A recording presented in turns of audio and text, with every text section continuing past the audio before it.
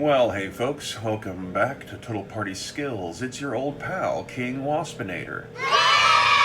So, I've had a few new subscribers come in the last few weeks for various reasons, and just for the sake of clarity, not all the games I have produced are shitposting. I mean, yeah, Amazon Time Barbarians, Escape from Planet Matriarchy, Revenge of the Lesbian Illuminati, even to a lesser extent Girls Gone Vampire, are designed to be intentionally provocative.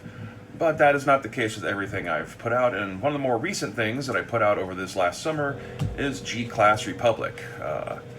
Thanks to the invention of AI, I know a lot of people are against it, but if you don't have a budget for artists and you're relying entirely on public domain art, some genres are basically cut off for you being able to do with any justice, to be able to show any visualization of what the world's supposed to look like. Things that are too alien or too out of the bounds of what was common to pulp tropes from like 80 plus years ago, you're just kind of stuck in the mud. So yes, I did pay for an AI art app to generate images for these books. If you don't like it, too fucking bad. Welcome to the future. The thing you're actually buying here is the stuff in these books that was written. The images are just here to kind of help give you an idea of what it's all supposed to look like.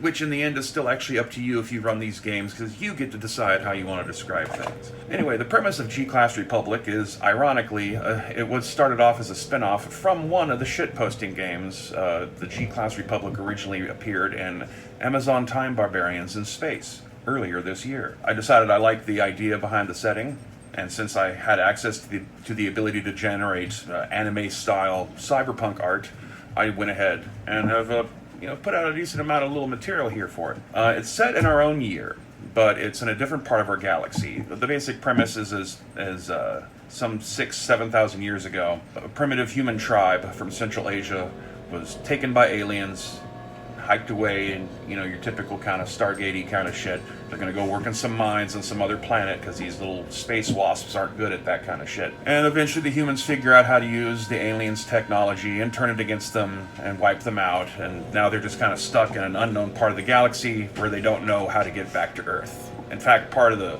tragedy behind the setting is that they're actually not all that far away from our star system, but they have no idea where our star system is, because they were just a bunch of primitive savages when they were first taken away. But they've had several thousand years now to develop their own civilization, spread out across a fairly large sector of space, about 30 light years across, multiple star systems and planets within it. And, they basically have a parallel development where a lot of the stuff they have would be recognizable to us. Cars, breakfast cereal, that kind of shit. While at the same time, they're just slightly more advanced because they've had access to faster than light travel and cybernetics and things like that for a lot longer time. In fact, they've had stuff like robotics and bionics around so long that they're very casual about it in a way that we won't be for thousands of years to come ourselves, because it's all brand new to us. The main rule book is just G-Class Republic, a J-Punk RPG, named that because, it's intentionally designed to evoke the kind of live action and anime kind of television series you would have seen come out of Japan in like the 80s and 90s, early 2000s. The time period where I was actually paying attention to anime. So complete and total full rulebook, tons of information on the setting, full description of the rules, a streamlined second edition of the Total Party system as I like to describe it, add some new attributes and stuff so you can have bionic characters and robots that aren't just relying on the exact same attributes that fleshly beings use. Some slight changes in how experience works in leveling, but nothing dramatically altered so that you can't make it backwards compatible with other Total Party Skills materials. It's based around character templates. There's a lot of stuff where if you want your character to have access to crime skills, they're automatically in a kind of de-citizened, not allowed to bank or own property kind of class of people.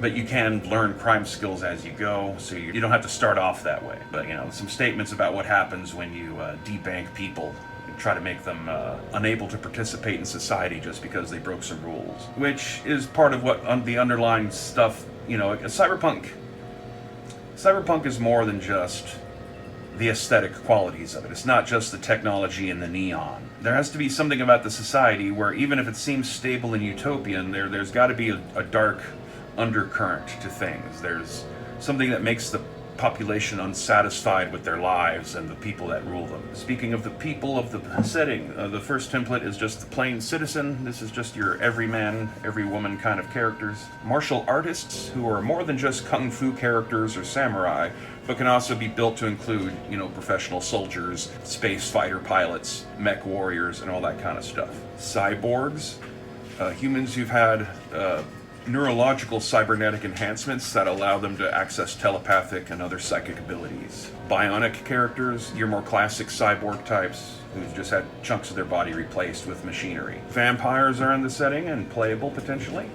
There's 2 different types, and they both hate each other, and they have very small numbers, but they are presence if you want to add a little bit of that vampire hunter D flavor. Now, you can't have an anime sci-fi setting without having cat people, and that's what the Kaibyo are for. Ogres, giants basically, 18 feet tall humanoids.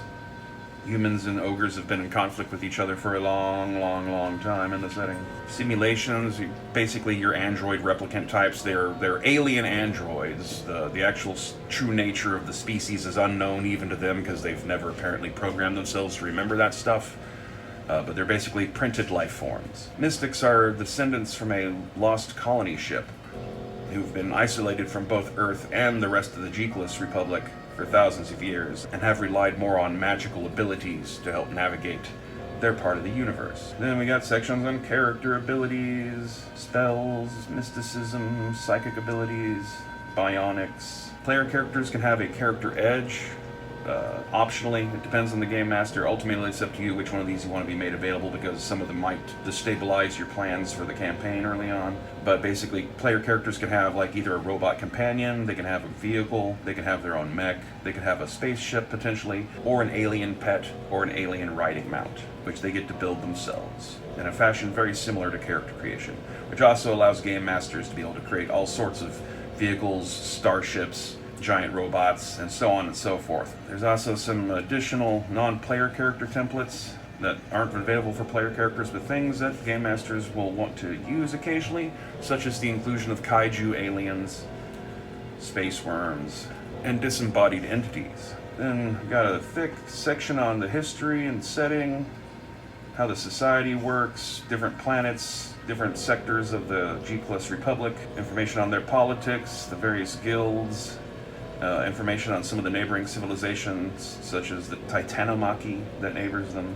the Kaibyo cluster, the region of space that the simulations come from, and the region of space that the mystics come from, including a few new aliens that have not yet been introduced into the G-Class Republic itself. The player characters could meet if they were to travel into church space. Some more information on the Balsaraf and the Seraphim and their little ongoing war. Also other lesser-known versions of vampires such as Akuma and Nephilim. Some stuff on some dead civilizations such as the Sphinx and a psychic star system known as Luton Star.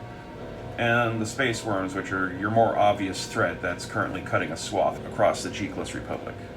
And some additional rules for, running planets that have slightly different atmospheres or gravity fields, environmental conditions, and that's it. Now, the source books for G-Class Republic include G-Class Dynasty, which is a prequel setting. It doesn't have the rules.